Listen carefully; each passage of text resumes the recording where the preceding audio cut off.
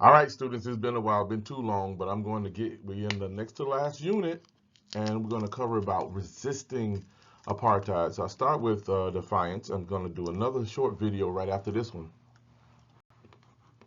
So here we go. I hope y'all ready. I'm ready.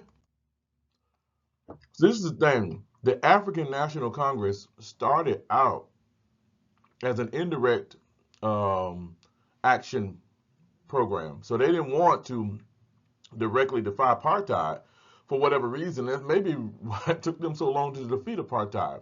1912, they get started as the South African Native National Congress, and it starts specifically to protest the Native Lands Act. And I know many of you wrote about that in your first paper, so I got an idea that most of you kind of grasp what that whole law was about and how it totally shifted the socioeconomic situation of natives in South Africa.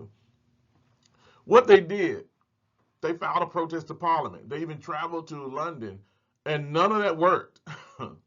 So that was 1912, 1913. By the time you get to the 40s, the Youth League was saying we need to do something about this because we're being brutalized every day. We have to do something more direct, and they did.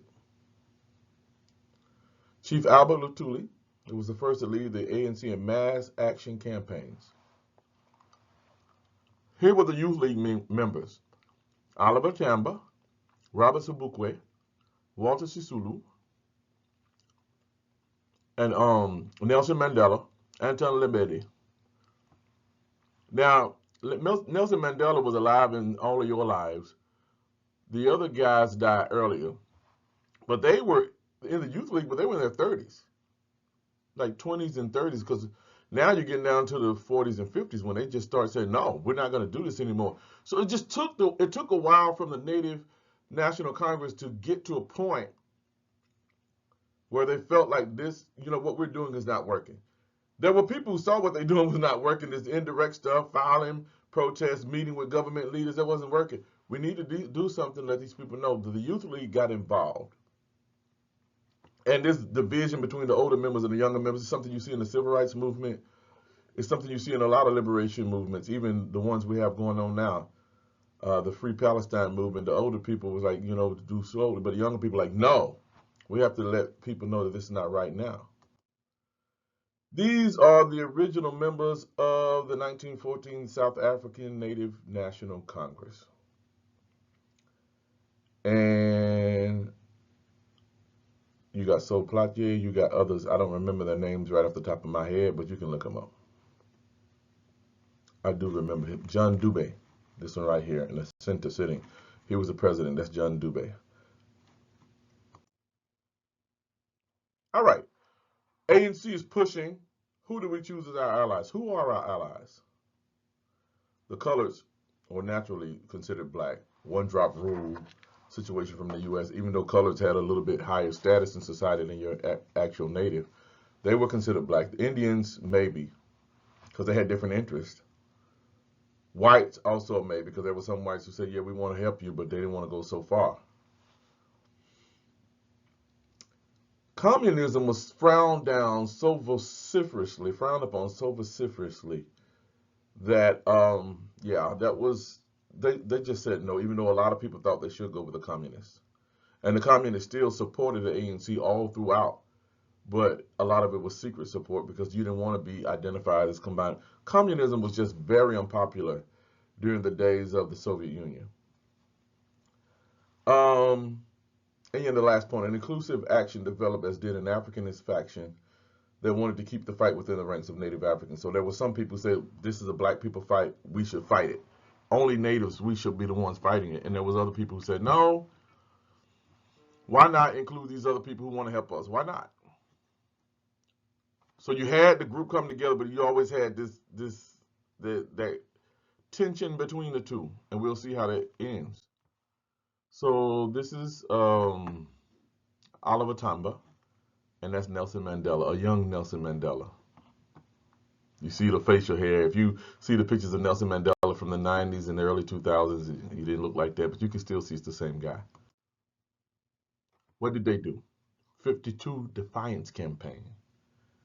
Launched on the same day that they were celebrating Jan van Riebeeck. Um, 55, the Congress of the People, they signed the Freedom Charter. So this ain't it. 56, women did not want to be included in those pass laws. First, originally the passes that they had for workers were for black men. Black women didn't have to have them. Now they want African women to have passes. Nope. And then 59, this is when you see the split. Robert Sobukwe said, this ain't it. I want to just work with black people. We're going to be vociferous. And he left the ANC and started the Pan-African Congress. And he did some stuff. Yeah, it's a movie on Robert Sobukwe you should watch. It's on your bright space. Women do not want passes. With passes, we are slaves. These are women protesting the pass laws being extended to women. So, okay, let's go. This is one of the documents in your book. I thought we were going to the women thing, but I guess that's the last one. The Youth League Manifesto of 1948. These are the thoughts that's in it on this point. Lack of African unity is a cause of defeat against whites. Whites are winning in Africa because Africans are not united. The ANC founders who did not want direct action, doing indirect action, they had no grasp of historical realities and were, and this is a quote directly from the document, obsessed with imperialist forms of organization.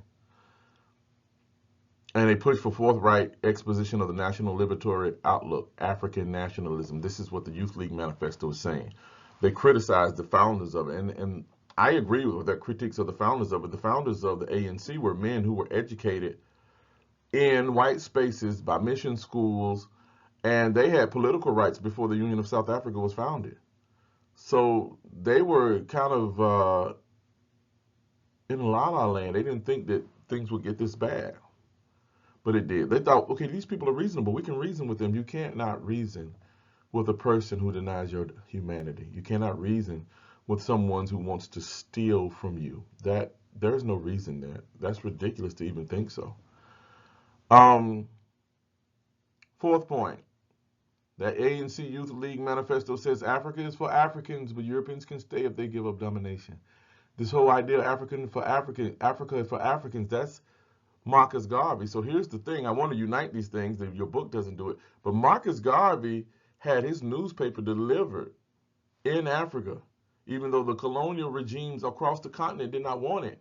He had it delivered across Africa. He even had it translated into other languages, French and Portuguese, so other Africans could read it who didn't read English. And if you don't know who Marcus Garvey is, look him up.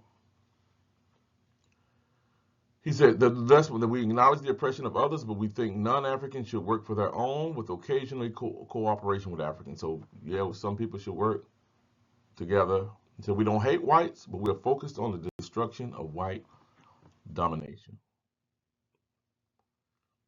And here's a picture from The Guardian. This is the Negro, and these are apartheid-era policemen trying to keep him down. Say, he's waking up, little men. What now? Why do they describe them as little men and portray them as little men? Because Africans were the vast majority and still are in South Africa. All right, I got another video coming up soon.